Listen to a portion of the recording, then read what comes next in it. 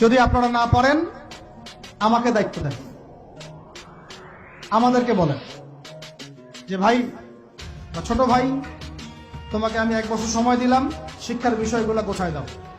বিনা পারিশ্রমিকে ইনশাল্লাহ করে দেবে, কোনো সমস্যা নেই। 1 টাকাও দিতে হবে না, জাস্ট একটা চেয়ার টেবিল দেন, 100 জন আলেম দেন, 100 জন বুদ্ধিজীবী দেন, করে দিব ইনশাল্লাহ। প্লে গ্রুপ থেকে মাস্টার্স পর্যন্ত আমাদের ছেলেমেয়েরা এমন শিক্ষায় শিক্ষিত হবে যেটাকে শরীফের গল্প শেখাবে না ইনশাল্লাহ।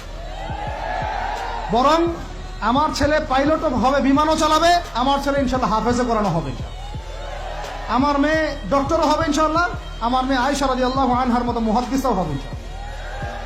আমাদের এক ভাই, সে রাজনীতিবিদও হবে ইনশাল্লাহ, জুমার খুতবাও দিতে পারবে ইনশাল্লাহ। আল্লাহর কসম করে বলতেছি, এমন শিক্ষা চালু করা সম্ভব, শুধু আপনারা যদি একটু সৎসাহস দেখান, একটু উদ্যোগ গ্রহণ করেন। আল্লাহ পাক বহুত আজর দিবেন আপনাদেরকে। আল্লাহ পাক এই ওসিলায় আপনাদের সব গুনাহ মাফ করে জান্নাতও দিতে পারেন। আল্লাহর ওয়াস্তে আল্লাহর দিকে ফিরে আসেন।